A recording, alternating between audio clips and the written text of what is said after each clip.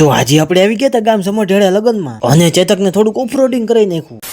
તો શું કે મિત્રો મોજમાં રાતે આવી ગયા હતા બાવલિયા મેન સેલોનમાં વાળ કપાવવા માટે અને એમાં તો તરત જ આપણું વારો આવી ગયો. એકચ્યુઅલી તમારા ભાઈને એક જગ્યાએ મેરેજ એટેન્ડ કરવા જવાનું એટલે બાબલા જેવો દેખાવું પડે. તો ફાઇનલી આપડા વાળ કપાઈ ગયા હતા અને હવે લાગુ હું ને બાબલા જેવો.